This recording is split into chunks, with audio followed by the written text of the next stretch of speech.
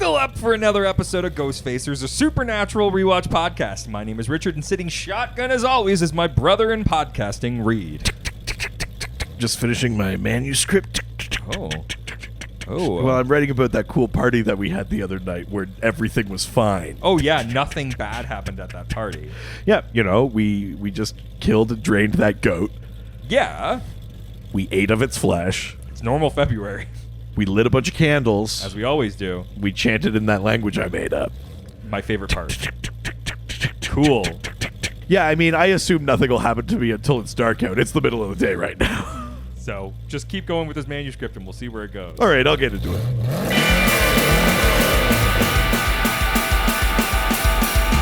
Ghost Facers! We're facing ghosts! When others will not! We're ghosts! Ghost Facers! Stay in the kitchen when the kitchen gets hot! Ghost Facers! We're facing nightmare! We're facing dread! Ghost Facers! We're facing faceless! We're facing dead! Welcome to Ghost Facers. Today we're discussing Season 6, Episode number 21. Good Lord. Let it bleed, let it bleed, let it bleed, let it bleed. Sam and Dean are fighting, let it bleed, let it bleed. Hell yeah. When I find myself without my brother. Oh! Mother Mary. Castiel, he comes to me. Oh, fuck. Speaking words of a Nokian. Let it bleed. We're so good And though he works for Crowley. God, we need to do this one day. We're so goddamn good at this. This is us doing the like fake Weird Al origin in that biopic. We're just like, you fucking genius. You goddamn master. But it's for real. Yeah. Speaking of how great we are, we've got a review. Oh my God. Look at that review. It is so Big. We're good. Yeah. Sorry. I like reviews that I cannot lie. Your other podcasts don't get 5 stars. Review comes in from Laura. Right. I'm making this a review, not Lauren. Whew. Laura. We're at like DEFCON 2 right now. Everything just got a little tighter. Yeah, I mean, it's hard to know if that's from the food or the... All right. So, they say, thanks for all the time and energy you put into this podcast. Got you a little something. What? What do you mean you got us a little something? What's happening? Hello, Reed and Richard. How are you? This is, I think you've guessed, Sebastian Roche, a.k.a., what should we call him? Balthazar, Balty Poo. How are you? This is from Laura, and, you are podcast listeners, or she's a podcast listener, and you're finishing season 6 on the Supernatural Rewatch podcast, Ghost Facers. And I hear that you like the character of Balthazar, so thank you very much. I have to admit that I personally love the character of Balthazar as well, enormously. I had a lot of fun, even on the first day, that's the day I met Misha. And Misha couldn't have been kinder. And I had a blast, I'll be honest. And then I met the boys, I met the whole, cornucopia of actors of Supernatural. And, it became like a big family. And as we know, the ESPN family is enormous and wonderful. And we really appreciate you fans. And we always have a great time when we meet you at cons.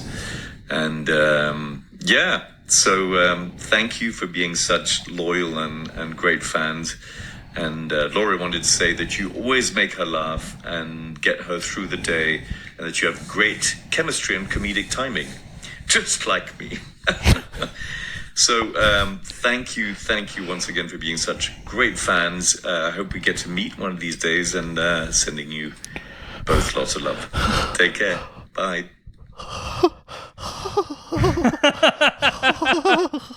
Holy shit. I mean, that's amazing. Thank you so much. Thank you so much, Laura. That's incredible. I couldn't believe it. I love that. That's amazing. That really made my day. Ugh. I also like when an actor is like 80% like their character. Yeah. The cornucopia. I was like, ooh, yeah. Wouldn't it have been funny if that was just an accent he was putting on? He was like, "Hi guys, Sebastian Roche here. I'm glad you like Balthazar. Me too." Yeah, Balthy. He's the best. I mean, he'd be the greatest actor in the That'd be world. incredible. Yeah. Incredible range. But Yeah, that's like, what's her name from Brooklyn Nine-Nine? Like, yeah, truly. Yeah. and Beatrix. Or whatever? Yeah. Something What is her name? Stephanie Beatrice. Stephanie, yes. Yeah. Insane. That's amazing. Thank you so much, Laura. Yeah, I think that counts as a review. Yeah, of course it does. All right. When I find myself Yeah? listening to Balti Yeah? doing voices out to me, Woof. I would count that as a review. Let it bleed. Let It Bleed. Still aired- good. Still got it. Mm-hmm. Aired May 20th, 2011. Written by the great Sarah Gamble. She got credited that way. Yeah. Well, she's the showrunner. She can do whatever she wants. That'd be really funny. Directed by John F. Showalter. Viewed by an estimated 2.02 million viewers. So down a bit. But still over two. I'm astounded. That this season kept it in the twos. Yeah. Yeah. It's not bad at all. But let's watch the promo. Sure. Take a look. Hang on. Hang on a second. Mm-hmm. This promo said it's a full night finale event. Yes. There's one more episode. Yes. They played both of them that night. That's one of the behind the scenes information. Really? So next Yeah. week's episode that we're gonna do Yeah. also happened on the So Yes. they did double feature to end out Yes. season 6? Yep. Interesting. Which makes a lot more sense with this episode, I think. I mean, kind of. Maybe not I'm just much not happens. remembering the finale episode, but I didn't remember it being that like contiguous to this. Yeah, Is it? very much is. Okay. All right. Well, then there you go. Yeah. So, Interesting. yeah, much like this episode, not a ton happens in that promo. Nothing. Nothing happens in that. It's a lot of talk about what might happen, but nothing actually happens. So we go now to international titles. Okay. So Let It Bleed, surprisingly not a parody song of the Beatles. It's actually the title of a hit song by the Rolling Stones. Interesting. I'm sorry. I kind of got lost in thought. I was like, how dark would it be if the guy that killed John Lennon just sang "Let It Bleed"? Jeez. Wow. All right. So, Also, why can't Mark David Chapman? Man, I was gonna get there eventually. yeah. Thought of his name. What's his name played him? 50 Seconds to Mars or whatever. Sorry, Jared Leto. Yeah, Jared Leto played him Played Mark David Yeah. Chapman in what? in a movie about him. What? Yeah. What movie? I can't remember what the movie's called. Oh Yeah. shit! I didn't Yeah, know he like gained that. a bunch of weight for it, and Oh shit! I didn't know that. yeah. So international titles, we got 3 titles. Okay. First for starting, Our usual 3, I'm assuming: France, Germany, Hungary. you know it, baby. Okay. Let's start with the French title. Okay. French title for "Let It Bleed."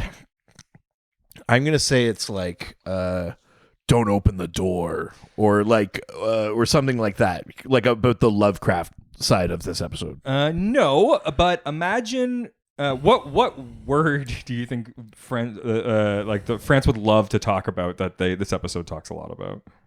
What word? Yeah. Well, what's like a subject that they would really love in this? Like loyalty, No, I it's sexual tension. no, purgatory. It's purgatory's key. Oh, okay, but that's not okay. I mean, it's barely. It is technically in this episode, Yes. but barely. Yeah. Yeah. So it's purgatory's key. Sure. Fine. The next is the German title. German title. I'm gonna say like it's Family Man or something like that. This title makes very little sense to me. Okay. The title for this from Germany is The Memory. What? I know. I'm trying to... I mean, only in the context of one scene and one character. Yeah. Like the old guy. Yeah. Which cool to put the spotlight on the old guy, but Weird, but right? the episode doesn't. Does not. So weird. Oh, man. And final, of course, the Hungarian title. Hungarian title is... It's a very, like... Is, like, they'll... Oh, do you know what? The memory could mean the other thing in this episode, too. Like the end of the episode. Oh. It could be like that, Sure, too. sure. Okay, the Hungarian title I'm going to say is like...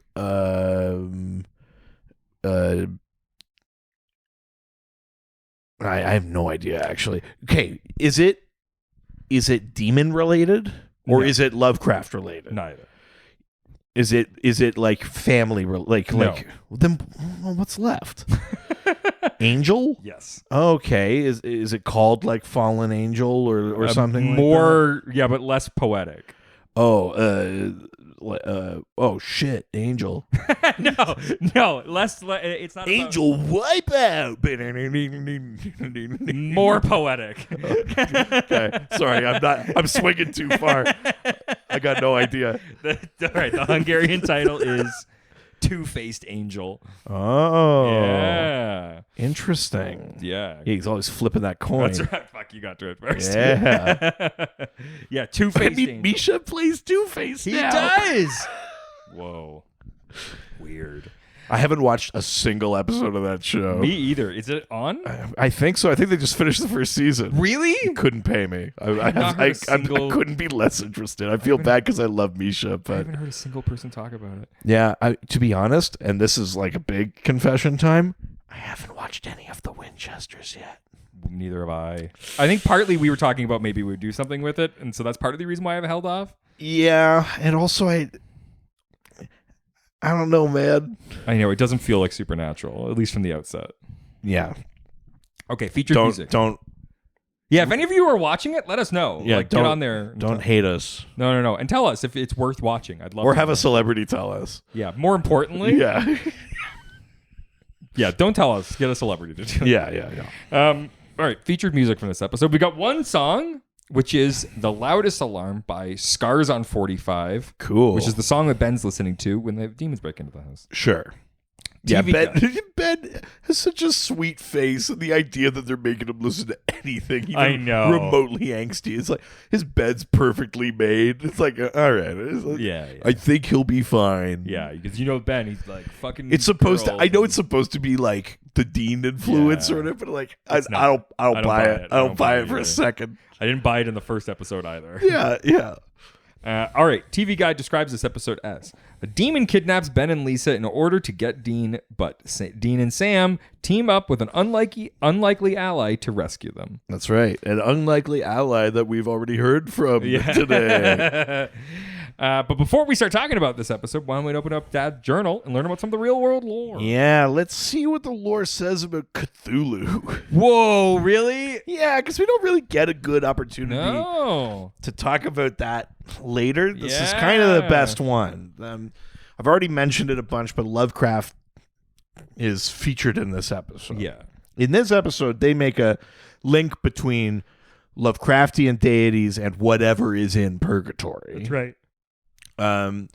But yeah, I thought it'd be fun to talk about Cthulhu. Hell so yeah.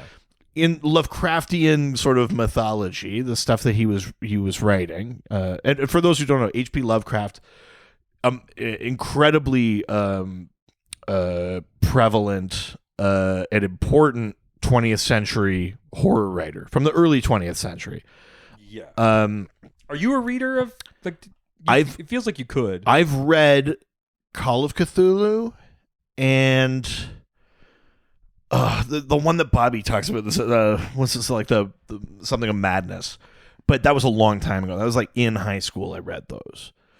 But I don't know all the ins and outs. There are people that like know it all, but essentially his mythology was all based around the idea that there were kind of these like ancient, old, kind of primeval gods that in various ways were either interpreted as the other pantheons that we have, or maybe spawned them, or whatever, but that they're these old things. There's a lot of themes of like rest or imprisonment or whatever, and like if they awake, then what horrors kind of come forth. So in specifically with Cthulhu's described as having basically like an octopus head, being vaguely anthropomorphic, but he's one of like the water gods.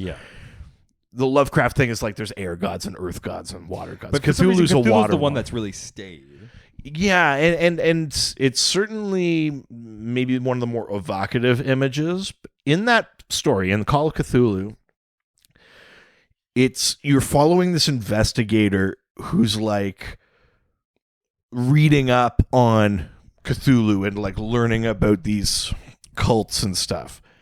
And then you learn that some of these cults, it's said that they do like orgies and human sacrifice. They like worship Cthulhu and stuff like that. You maybe near the end of the book, you meet this guy who's the sole survivor of an instance of the door opening, which is interesting given this episode. Similar, So at the end of Call of Cthulhu, or near the end, you're talking to this guy, or the main character is talking to this guy, and he was on a boat that finds this island called Relea, or I don't know how you pronounce it, but it's supposed to be like one of the names of the elder gods. The island and the ocean are described as maybe being askew on this island, like not level. Oh. They find this door that's not necessarily level, and they accidentally open it. And there's like 8 sailors or whatever. 2 of them instantly die from fear. Wow. A bunch get like Cthulhu is on the other side and wakes up, and Cthulhu's paw gets like 3 of them. A couple escape, and like 1 dies from like shock and stuff like a day later. The only one survives, and it's this guy. Yeah. And he's talking about the horror of Cthulhu and stuff like that. And it's not even necessarily about evil per se, but it's about like we are incapable of comprehending the enormity and the madness of something like a god. Well, that's like the whole thing with Lovecraft in general, which is like he describes a color that you can't. It's a color you've never seen so much so that it blows your mind. Yeah, and even the name Cthulhu, the way I'm pronouncing it is not the way Lovecraft pronounced it. Oh, I can't even do it how he pronounced it. It's supposed to be more like Hluluthu or something like that. Like it's or like a Huluthu, like something like that. And he was like, even I can't pronounce it the way the elder gods could. So he believed it was real. Well, he's the one making the story. I don't think he believed it was real necessarily, but Cthulhu is just one of many gods. So there are, I'm going to try and get this right.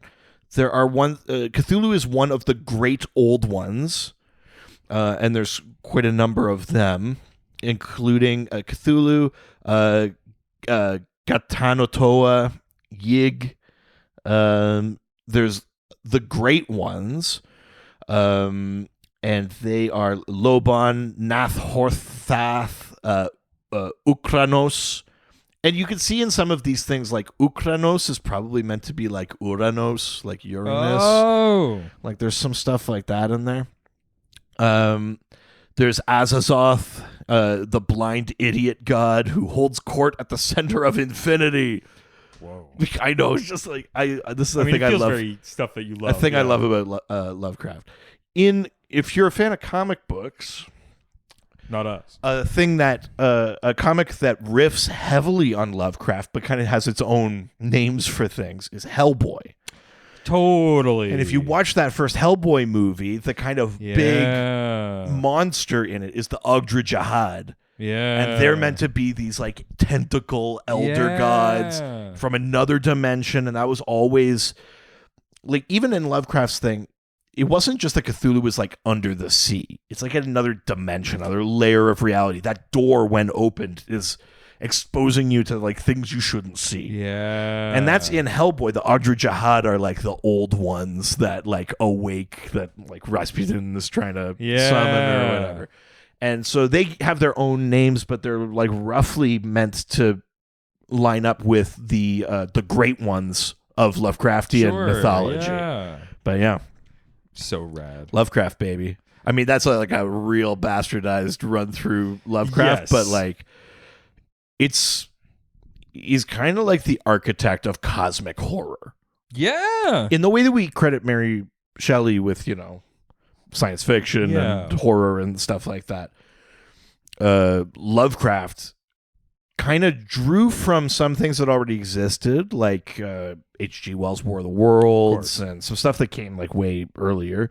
There's a Tennyson poem that supposedly, some description of a monster or something like that is a bit of an inspiration. But Lovecraft is really like that idea of like, your brain just melting from lack of comprehension. Yeah. The idea of just like dying of fear instantly. Yeah.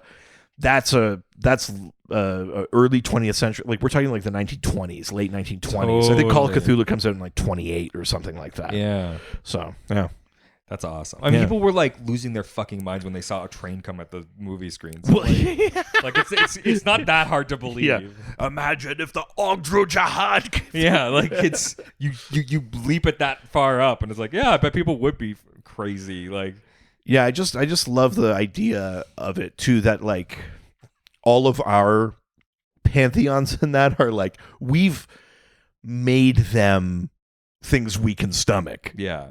But the gods are not like they're, and it's not that they're all evil. Like there are good gods in Lovecraftian mythology and bad ones, but like you can't. There's no understanding it. It'll 100%. destroy you basically. Yeah. All right. Well, with that, why don't we get into today's episode? We begin with the then, which reintroduces us to Lisa and Ben. Oh man, I could get reintroduced to Lisa. Woo! We get The only thing they could have done to make her more attractive is call her Lauren. I mean, true, and Lisa's not that far from Lauren. Yeah, Hey, we're close. we're treading in thin ice. Yeah, We got an L and an A. what an A. Jesus. Good Lord. There's no I in Lisa. Oh wait. There could be. Well, there is. I could be in I Lisa. Can I come in? Please. Sorry, it's me, Dean. Oh, I already came in. Sorry. Jesus. Ben, go upstairs. All right, so we get Dean walking away from them. Yeah. Leave them. Ugh.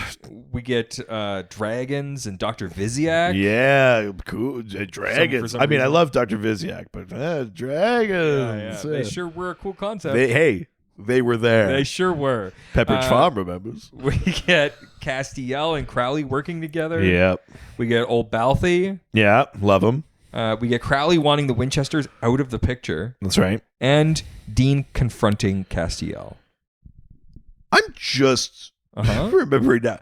Have we done anything to tie up the like heavenly weapons arc? Nope. Right. Okay. Not just me. Nope. Gotcha. They're out there. Okay. We'll never see them again. Do they come up next Nope. week? Okay. Yeah. Yeah. I couldn't remember. And now, we begin on a stormy night in 1937 Rhode Island. Yeah. Love it. Love. I mean, what a great like homage to like classic storytelling too. To be like, starts on a stormy night. Totally. Love that. A man feverishly writes on a typewriter the last words to a book. Yeah. He suddenly hears a sound and goes to investigate. A figure then jumps through the window and immediately kills him. Well, before it kills him, he says something like, "We didn't know. We Yes. didn't know." and then he gets killed. Yes. And we see that man is H.P. Lovecraft. Yeah, because we see his manuscript fall. Yeah, it says the end and it's splattered with blood and it says Yeah. It has that date on it. So this is a man who makes a cover page last. Smart man. Because I don't think you could type out a manuscript in a night. No, Not that way. Yep. We get to now. This is such a dumb idea. Tell me. Just pictured like a steampunk chat GPT. He just cranks a robot and it's like, I could write Cthulhu. Yeah. Still has to use the typewriter. It's like tick, tick, tick. Someone's been listening to podcasts today. ChatGPT, it's been all over the internet. It's so fucking What don't you like about it? I mean, just that. Listen, the underlying principle of how AI gathers and interprets information, very fascinating, very useful, very interesting. I hate that it's in the hands of like Bing. amoral, ethicalist tech bros. Yes. Who just don't give a shit about people's intellectual property or The like damage that AI could potentially or gain. even just these people would be like, hey, we could do away with artists now. It's like, so you don't even understand how your technology works. No, then, yeah. Like, It's like, if there's no art, it can't copy art. yeah, you fucking morons. So funny. So we now arrive directly following Castiel's visit in The Man Who Would Be King. Yes. Yeah, it's like the next morning. Yeah. Yeah. And after Dean comments that Jebediah's journal has no information on purgatory, Bobby realizes that Moisha Campbell's journal is missing. He goes, Moisha Campbell, and Sam goes, Moisha, and Bobby, like, it's like, I don't know why they had to play it like coy, but Bobby goes, New York Campbells. Be like, okay, so they're Jewish, we get it. but he goes, he's saying it like you can't say Jewish. He's going like, the New York Campbells. That is very funny, yeah. It's like, all right, man. It's like, it's Jose Campbell. Oh, he's from the deep south. You remember what John always used to say about Moisha Campbell? Also, I do like that they chose like the most Jewish possible. And, like, only short of like calling him. I remember Dad saying that the New York Campbells controlled the media.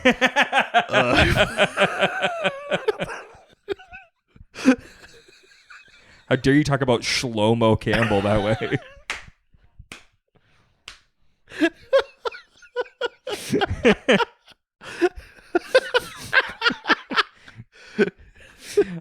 So yeah, let's just say they were hitting delis, not diners.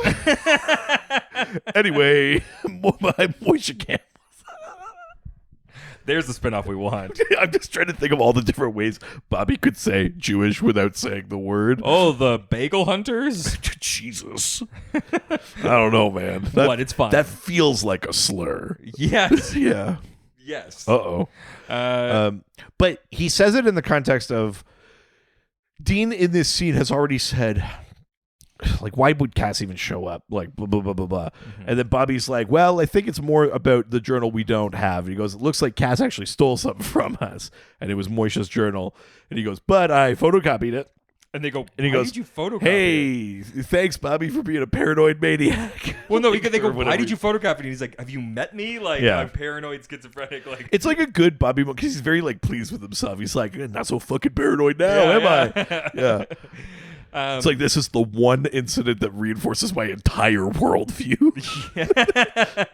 Yeah, because that's don't get me started on the New York Campbells.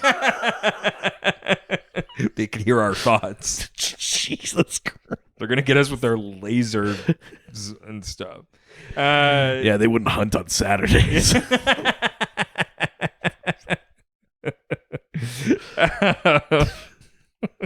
Jesus. Is that steak kosher? Because it's like a meat, but then also only thing they use. Well, yeah, I mean, here's the thing. We know they did pork, not like Dean.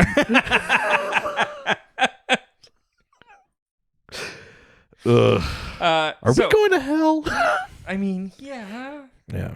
Or the hell that awaits us when Cthulhu awakens. Hell yeah. Yeah. Fuck yeah. So, yes, he probably could have read Moisha's notes about H.P. Lovecraft, an author who was fascinated with the concept of doors to other dimensions. Yeah. Thankfully, of course, Bobby had that copy, and they discussed the possibility of Lovecraft having written about opening doors to other dimensions. Yeah, they're like, so Lovecraft knew how to get into purgatory? And Bobby's saying, I'm not saying that. I'm saying Moisha talked to him. Yes. So that he must have been on the radar it's as close to a lead as we have. Yeah, basically. he knew something about purgatory. Yeah. He mentioned the old ones. Let me just say, I think Moishe knew something Yes. that he wasn't saying. He knew something about the inner workings of the world that he was not sharing. Oh, man. This episode... You feel good about this? No, I don't. I didn't mean our episode. I meant this episode of Supernatural. Weird note to start on, Supernatural. So, we then visit Lisa and Ben as men suddenly break into their house. It's like right away. They're just like having a evening. Well, yeah. Well, Lisa is sitting with, what's his name, Matt? Mark. Oh, is it Mark? I think it's Mark. Whatever. I mean, he's gonna die in like 4 seconds. Yes. She's sitting. She's got a great like beer glass. Yeah. She's poured him a beer. It makes me think of, like, remember those old like Sleeman glasses? Oh, yeah. It's like one of those real nice ones, you know? She brings Matt a beer. They're watching the game, and Ben is upstairs pretending to be angsty. Yes, but also like classic rock. Yeah, and then these guys burst in, immediately snap Mark's neck. Yeah. And Ben like creeps downstairs. What's happening, Santa? And Is it the New York Campbells? Just like Dean said. Jesus Christ. Good. Do you like the idea of resurrecting a racist John Winchester for this bit, though? Ben like runs upstairs, grabs his cell phone, calls Dean. That's right. We cut to Dean, and he's like, "What's up?" And Ben is like, "Men just broke in and killed whoever the fuck Mom's sleeping with, and I don't know what to do." And Dean is focusing on all the wrong things here. Yes. He's like, "What about their eyes? Were they black?" And Yes. he's like, "I don't know." Okay, but like... He's like, "What about fangs?" He's like, "I wasn't looking at their mouths, man." He's like, "I need to know this. Since when, Dean? Yeah, I know. You have all the stuff in your car." He's like, all right, jump out of the window. Yeah, he tells Ben to jump out the window, and he's like, "Trust me, even if you hurt yourself, it'll be better than what happens if they catch you." Yeah. And so he's about to, but then the dudes burst in, and they take Ben, and we get a classic, like, Ben, and just the phone on the ground. They clearly were trying to make it like a Taken sort of parody. Kind of. I mean, I guess a little. It's very much like only in that someone is taken. There's nothing. Well, and the phone being left on the ground and the picking up. I think that's a trope even before Taken. It seems like the standard action movie third act kind of thing. But suppose. Crowley picks it up, and we get a sort of like, "Hello, Dean." Yes. A couple things. So Ben is reading Cthulhu Tales Whisper of Madness Volume 2, when Crowley and his minions break in to kidnap him. Graphic novel that is part of the shared fictional universe based on the writings of H.P. Lovecraft. Yeah.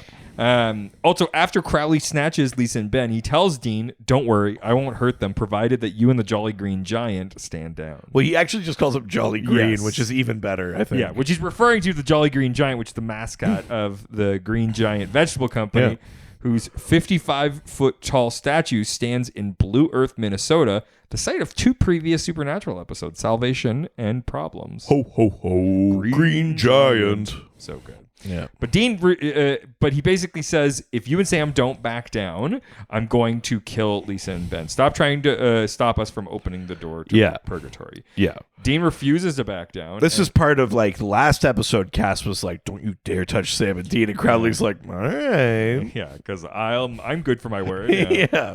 I mean, he kind of is, but he'll always, like, he's being shifty. Yes. But Dean refuses to back down, and because they no longer trust Castiel, he and Sam summon Balthazar to ask for his help. That's right.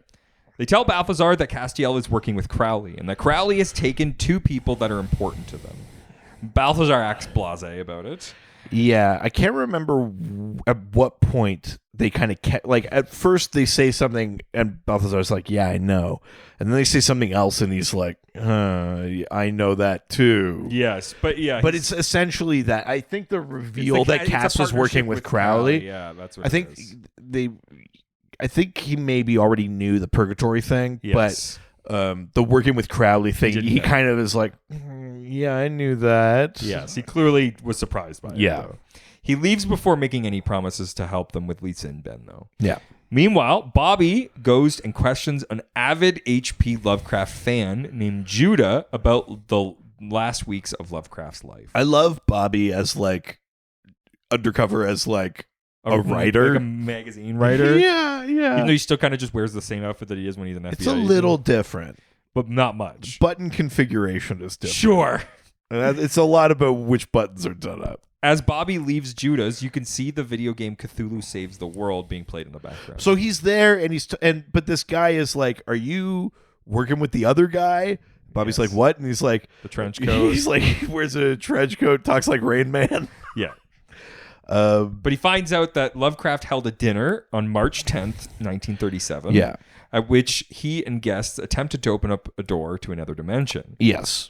Castiel got to Judah before Bobby, and the information about the party in Judah had now is missing because he basically Judah, like Bobby says, I hear that you have a big collection of like Lovecraft's private letters, and he goes like, yeah, it's the biggest collection. But then when he goes to look for them later, they're all gone, and Bobby's like, fucking Cass, and basically just leaves. Yeah, he's like, oh, it's not like an invisible man could have come in and taken these. Yeah. Bobby calls Sam to let him know about the ritual, and that while all the original party guests have died or went missing within a year of the party, he's going to go question the maid's son, a man named Westboro, who was 9 at the time and is now in a mental institution.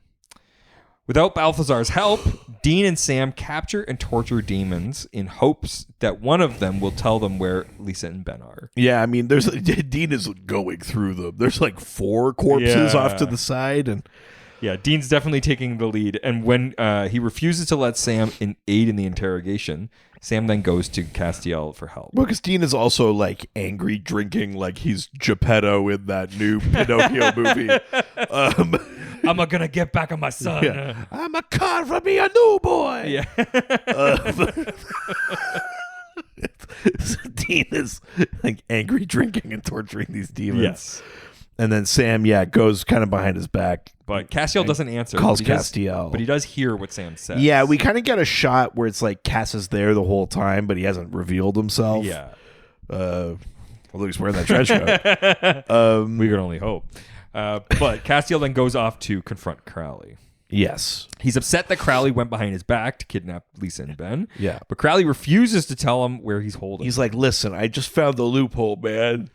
Yes. He's like, I didn't touch the boys, but I did, find a way around. King of hell. Yeah. And listen, as long as they're looking for them, they're not looking for us, so we could do our work. Remember? Our fucking work. Yes. Classic Mark Shepard. Yeah. While they argue, Castiel receives a call from Balthazar and leaves. Yes. Balthazar then confronts Castiel about his deal with Crowley. Balthazar asks Castiel if he is in flagrante with the King of Hades. Yeah. In flagrante is a term used to describe someone who is in the act of wrongdoing and is often used to describe sexual misconduct. Yeah. He doubts the viability of Castiel's plan to absorb half the souls in purgatory. If Castiel can't handle the influx, he could explode and take a substantial chunk of the planet. So there's a few things in here. Yeah. This is the first time that we've understood more specifically the plan. Yeah. Beyond just This is get the first control time. of the souls. This is the first time, and it's kind of just thrown out there that like the idea is like it's not just to claim the souls for heaven. Yeah. Because then theoretically they're also available to Raphael. Yes. It's that Castiel will have to absorb Exactly. all of the souls, and that will give him and only him the power to. But an insane amount of power. And Castiel, great though he is just an angel. Yes, he's not an archangel. No. I mean, even an archangel, this would be a challenge. You get the impression. It's like he's not really made for this. And Balthazar's like, if you blow, like the earth goes to, like it'd be like an Imagine what you actual. would do to the back of Dean's head.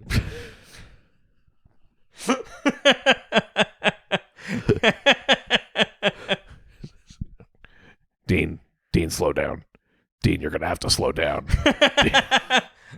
Oh, I'm almost there, Dean. Tell me where you want it. Jesus Christ. Are you ready to receive my grace? Good Lord. Why are people nice to us? We're horrible. We are bad. We're bad. Yeah, thanks for being nice to us. Still, when Castiel asks him for his loyalty, Balthazar gives it.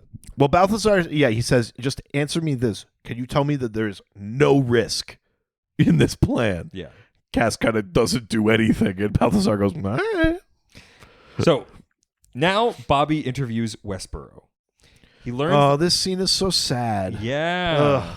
Yeah. I remember this scene. Oh, yeah, okay. I remembered almost nothing of this episode. I remembered this scene because it's just very sad to me. We find out that Castiel was also, again, there before him. Yeah, but this guy is like, no one ever believed me. No one's... and when he goes like, my mom died... And Bobby says, like, I'm sorry for your loss. He's like, you're the first person to ever say that to me. And he's crazy. like, this guy's like in his 90s. And he's like, yeah, I was there. It worked. But he's But like, Bobby's like, you saw something? He's like, no, it was invisible. You couldn't see it. He's like, how do you know? He's like, because it took my mom. It went into my mom. She wasn't she wasn't the same. Like, I know it. She smelled it. And basically this kid at like 9 or 10 years old, they just called him crazy. He's just lived in a mental institution for this whole life. This is the first time in his life anyone has come to see him, has believed him and believed him. It's the saddest shit in the world. Yeah. And Bobby's like, oh my God. And this guy's like, would you like to see a picture of her? Bobby's like, fuck yeah. Bobby's like, yeah. She hot? Yeah. And he's like, oh, she is my kind of hot. Very specifically, yes. Gulp. We don't see the picture, but he's like, oh, son of a bitch. Oh, fuck yeah. Yeah. So this actor is Anthony Holland, and this was his final acting role. Oh, he's so good in this. He died 4 years later. Right. On July 29th, 2015, at the age of 95. Oh, man. He's great in this. Yeah. You know, it's a short scene. He's not in a ton of this episode. No. But it's got to... I will say that scene does a good job of actually making the weird kind of like one-off cold open have any kind of impact. Yeah. Because we're not even seeing the party where they do the ritual in the cold open. But the idea of just in general, someone connected to it, you know, and just, again, this lineage of monsters and things like that. Totally. You know, we don't even know what came through whatever this door was, you know? Exactly. But the idea that, you know, just like Samuel Colt fighting demons back in the 18 whatevers, it's neat to have this connection. This guy has lived with this shit for 80 some odd years. Yeah. And finally someone gets him, you know? Like, it's sad. I think it's a good little scene. I think he does great. I think Bobby's great in that scene. He is really good. It's funny to watch. He's so empathetic. Like, he's such like a soft Bobby. He's not coming in as FBI guy. He's coming in as writer guy, you know? And it's nice to see that side of Bobby too, I think. 100%. Yeah. Couldn't picture Rufus pulling this off. No. This is a Sam kind of maneuver. Absolutely. And Bobby is doing it. Yeah. Definitely. Meanwhile, Dean is getting sloppy interrogating a demon, and he escapes his bonds. Why are we using like water soluble paint to make a demon trap? I know. Yeah. This is a rookie mistake. Like, it should be like etched into the concrete or something, or like hung above. Yeah. So you can't spill your whiskey on it. Why is it water soluble? He's like, well, I had all these magic markers. I made a demon trap. Like, Jesus, Dean, you fucking lazy. They're scratch and sniff, so it's cool. At least use permanent markers. So the demon then is strangling Dean when Castiel appears and kills the demon with his angelic touch. Yeah, he blows his fucking brains out. Yeah, he fucking unloads it. Yeah. He filled him full of his grace and he bursted at the seams. Jesus. Good Lord. He tells Dean that he's always been there for him and that all he wants now is his trust. This is a good scene because, I mean, listen, a couple of times Cass has been like, you ungrateful fucks or whatever this season. But he like lays it out. He goes, I always come when you call. or when you count down, or when I'm looking at a photo of you. When you say 3, 2, 1. When you tell me I'm a good boy. Yeah. He's like, I never not answered a call. Yeah. I help you all the time. I forsake heaven. I there's bigger things at stake. I am always here. I do whatever you ask all the time. This once I am asking you to trust me. Do one thing for me. And Dean's like, I'm too drunk to do this. Yeah. Dean says he can't give it to him. Yeah, and Cass like, those are words I never wanted to hear. Yeah, and he leaves. Yeah. Cass is genuinely hurt too. Like, really good. You can even see Dean being like, fuck, like he's right. Like, great acting all around, I would say. He's right in the fact that, like, I owe him this, but also I just know that this is the wrong thing. Totally. And Dean's right that way, but you could see, like, Jensen is doing such a good job of the, like, I can't. Like, I want to, but like, this is, exactly. It's one step too far. This is not right. Exactly. Yeah. We then see Bobby arriving at a cabin. Yeah. He opens the door, and who is it but Eleanor Visiak? Eleanor Visiak helped with the dragons and got the sword out of the stone. And now she's alone. And she's we're so good at this. I know. People should pay us to do it. Man. Anyway. So we find out this is one of her safe houses. Well, I mean, Bobby really shits on it. He's like, I know we weren't together long, but I know you, and I know your safe houses, and this one ain't that safe. Yes. He tells her that he knows who she really is now. She confirms that she is a creature from purgatory. Yeah. But denies that she killed H.P. But we also don't know what kind of creature. No. Because we know we never find out. We know that the souls of monsters go to purgatory. Yes. But she doesn't say, like, I'm a werewolf, or, like, there's nothing like that. Or, like, I'm guessing that she's something different than what's... Totally. Yeah. But we don't, like, when Bobby says, I know what you are, he just means, I know you came from purgatory. I know where you came from, yeah. We don't know what she is. Yes. He's like, I'm assuming you're not the age you said you were. And she's like, only by, like, 900 years. Yeah. It's again, a cute scene.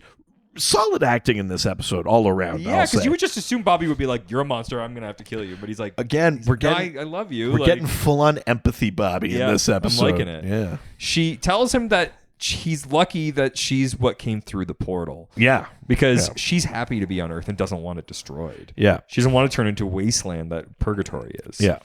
She's been trying to keep the door closed for the last 75 years, which is why she gave Dean the sword of Brunswick to kill the dragons. Yeah.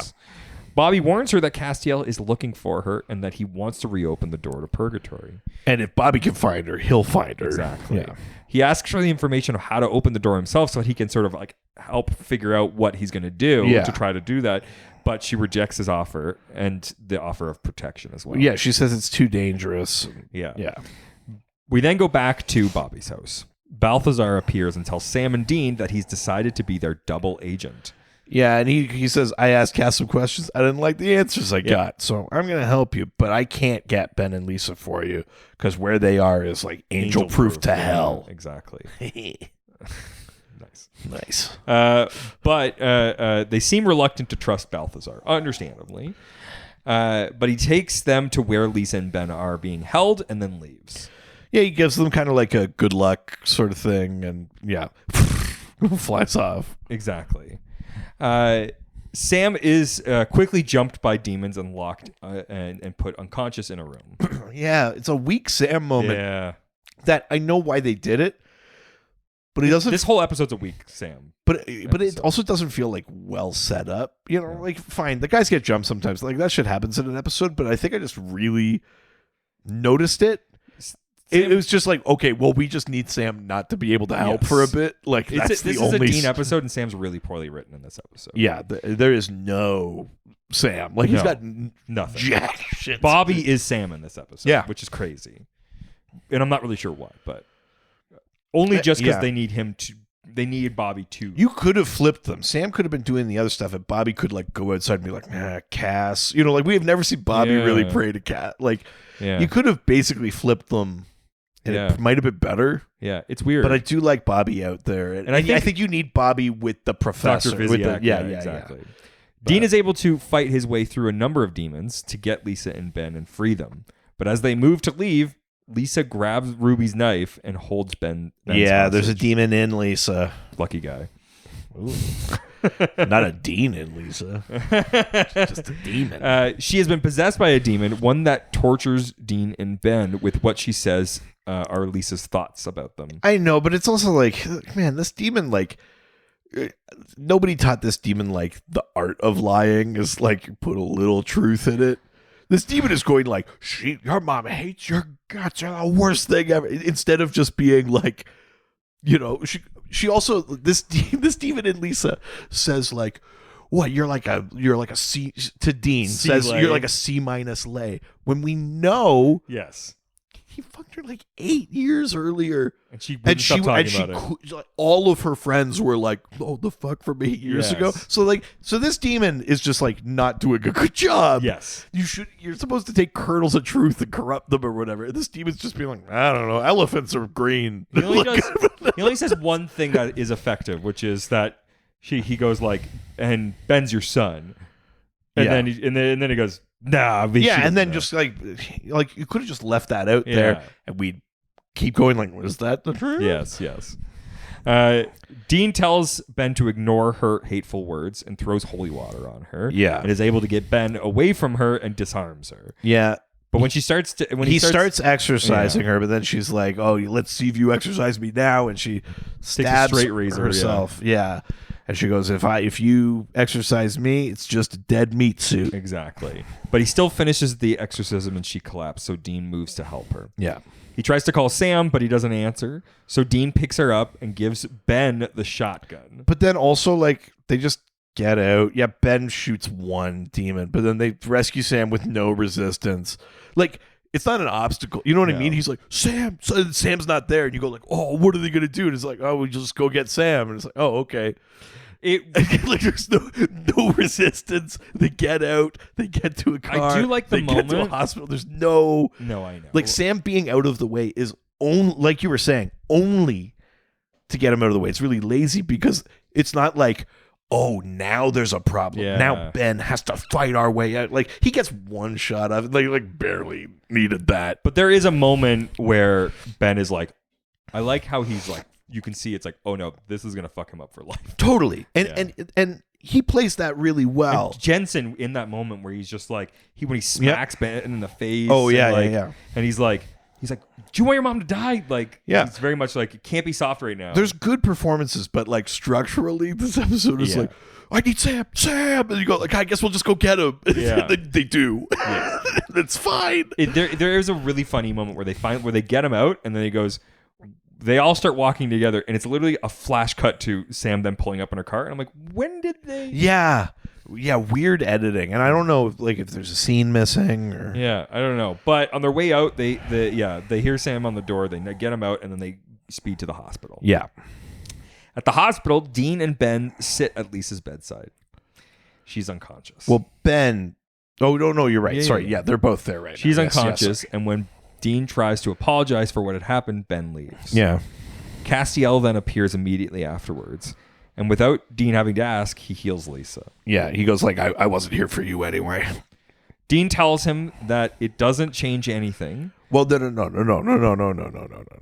Cass heals Lisa, and then he says, all the other stuff aside, I just wanted to fix what I can. Yeah. And then Dean says, I wish this changed anything. Yes. And Cass says, me too. Hashtag. Yeah, hashtag. But he goes, if you want to do one more thing for me, Yeah. and he cuts away. Yeah. And then we see Dean outside the hospital room. Lisa wakes up. Ben's there. And he pokes his head in and goes, hi. And they go like, hi. And he's like, Ben goes, who are you? and I was like, and he's like, I'm Dean. And then he goes, well, like, you hear Ben say to Lisa, we were in a car crash, blah, blah, blah. And he goes like, I'm the guy that hit you. I'm so sorry. I'm just glad you're okay. And I guess I'll leave you alone now.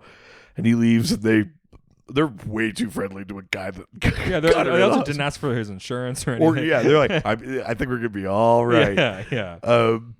They leave and like, yeah, great Jensen acting in the hall. Like Dina's made Cass wipe him from their memories. Exactly.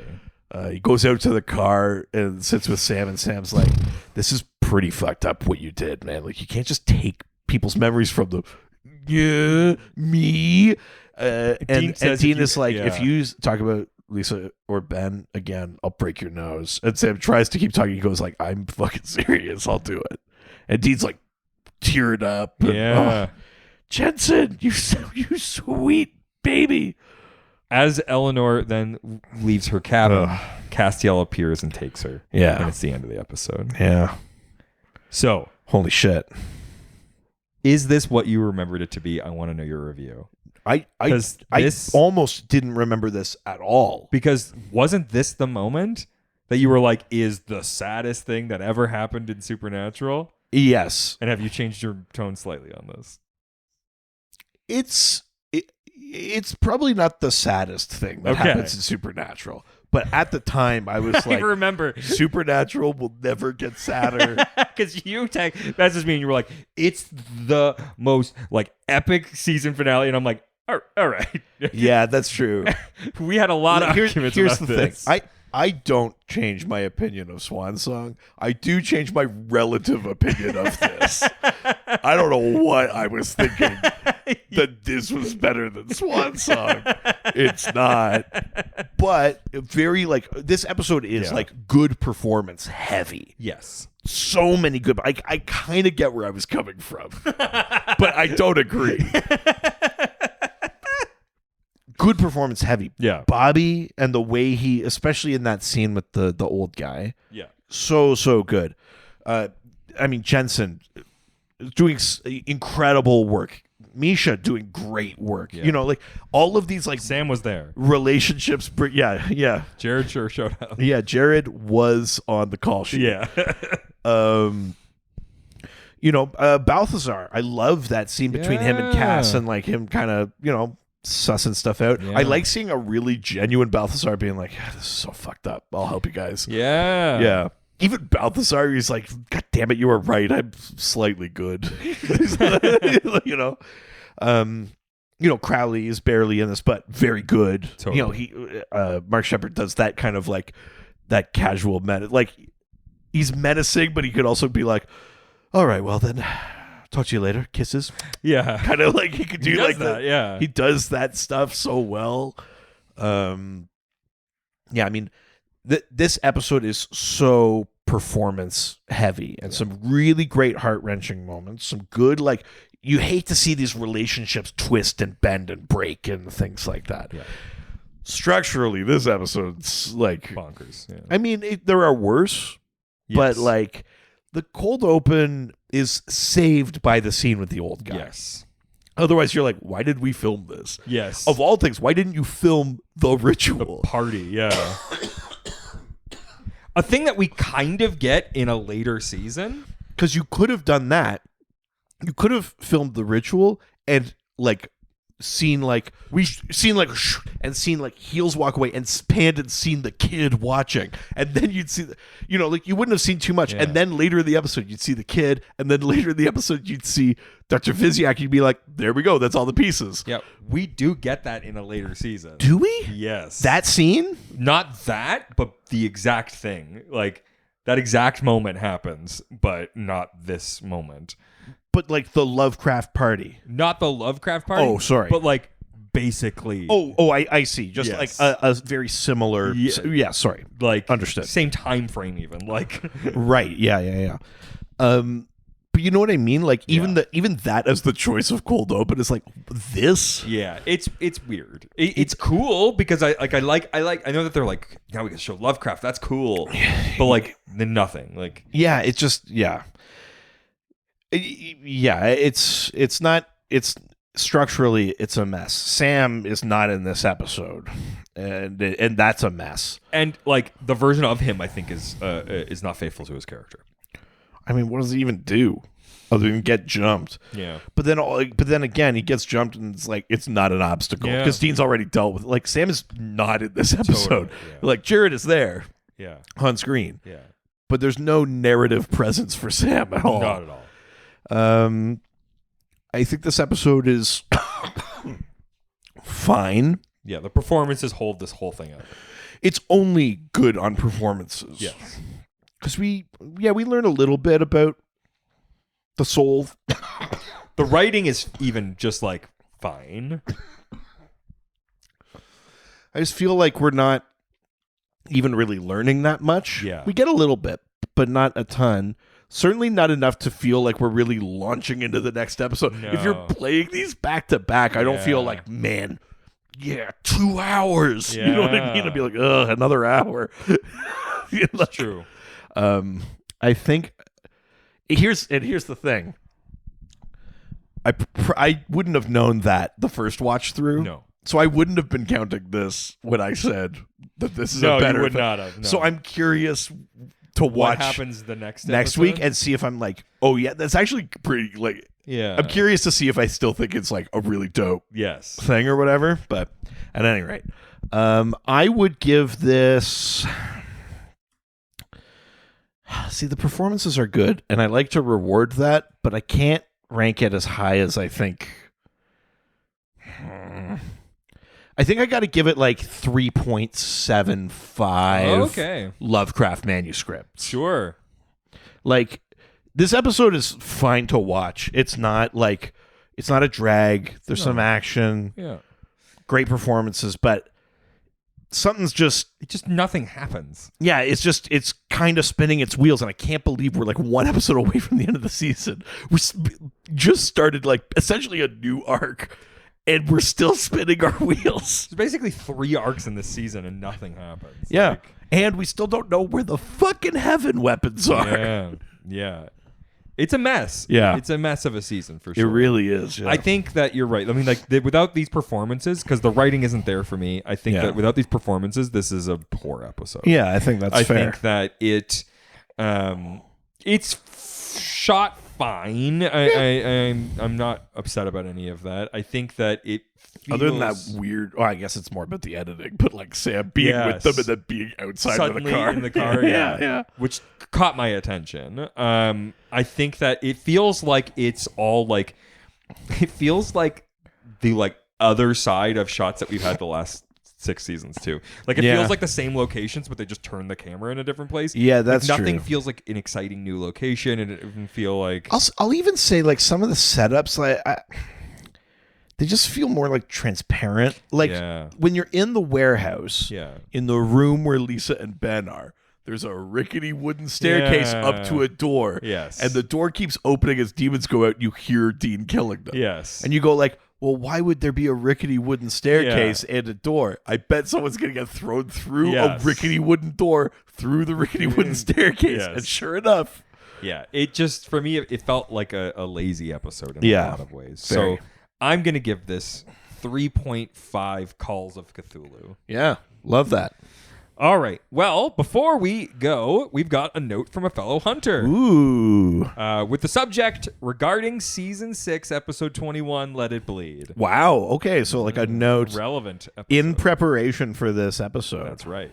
Hi again. I just finished watching this episode and and the ending is so heartbreaking. Jensen Ackles kills me with how well he portrays a broken man. Yeah. Portray. Yeah. It's like, yeah, that's what that's what you and I are doing. Yeah, we're portraying that Broken as well. man, Yeah. When he tells Sam House broken. Yeah. I use the toilet. Yeah, you're a good boy. Yeah.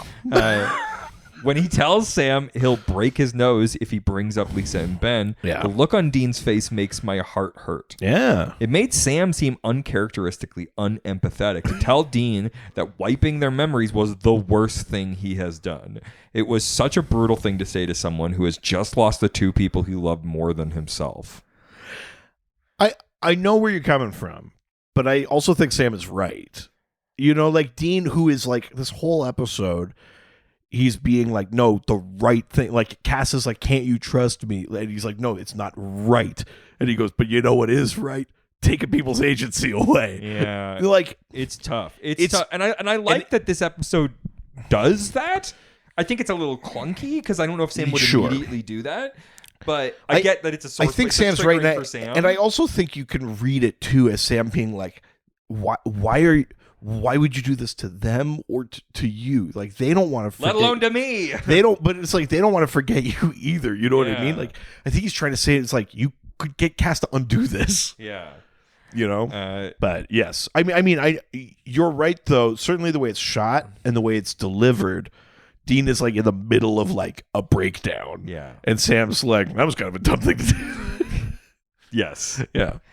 Thanks for all the thirst, Christina from Lynchburg. P.S. I've invaded your mind. Y'all mentioning Lynchburg during Frontierland. Oh my God. Oh my God, you're in us. Oh no. And we're cool with it. You're from purgatory. Oh my God, I have to tell you a joke after we're done recording. Oh, wow. I can't wait to hear a joke you refuse to put on air. Yep. Well, if you want to continue this conversation about all of the stuff that we've talked about in this episode and your feelings about this episode. Yeah. Your feelings about the New York gambles. Yeah. Actually, I don't want to know if you have really strong opinions. I 100% don't want to know. No. Yeah. But you can continue that conversation on our Discord channel. Yeah, if you go to patreon.com/ghostfacers, it's only $1 a month and you get access to Angel Radio. It's our fun community Discord channel where we're all hanging out and chatting about stuff. Absolutely. Also, if you have a note for a future episode or a past episode, something we may have missed, or maybe something that's related to you or your job or something like that, or you have no personal connection to something, you can send us an email at ghostfacerspodcast@gmail.com or reach out to us through our various social media platforms. Yeah, we're at Ghostfacers Pod on Facebook, Twitter, and Instagram. Also, don't forget to subscribe to the podcast wherever you get it every single week. And while you're there, why don't you give us a 5-star review like we got? I mean, also, if you want to get a famous celebrity to talk about us. That was amazing. Thank you so much, Laura. So much, Laura. No. The doomsday clock has been moved to 2 seconds to midnight. Oh my God, his grace is about to come out. Also, we have merch that you can buy, ghostfacerspodcaststore.com. What? I can't say it. No? It's too gross. Okay, can you say that when we're off mic too? Sure. We got gross things to say. Yeah, sure. Yeah. Also, we have another podcast. Dr. DC Podcast. We talk about DC Comics. We talk about superheroes. If you like the way that we talk about monsters and lore and stuff over here, you might enjoy how we talk about that stuff over there. There's lots of like cosmic things and like the architecture of the world and creation, like the sort of stuff that we talk about here. It also exists in superhero comics. Also, I mean, we never talk about it, but we have Dr. DC also has a Patreon, and you'll probably like, because we talk even less about comic books on that. Yeah, it's just if you like hearing us talk about things. Yeah, because 50% of it is us just like telling dark secrets about our lives. Well, yeah, we had Personal Confessions January recently. We wrapped up Normal February. It's every year we do Eat Gist, just a food related month of episodes. Yeah, it's almost its own podcast, but you have to pay for it. It's 75% not about comic book related content. Yeah, that's true. Yeah, patreon.com/DrDC. $5 a month gets you bonus episodes every week. Yeah. Also, the terrible things that we're not going to say on this podcast, we probably will save them on that. Yeah, that's true too. The paywall, we've hit a lot of content. Yeah, $5 is enough security. Yeah. All right, that's it for this week. Say goodbye, bitch. Jerk.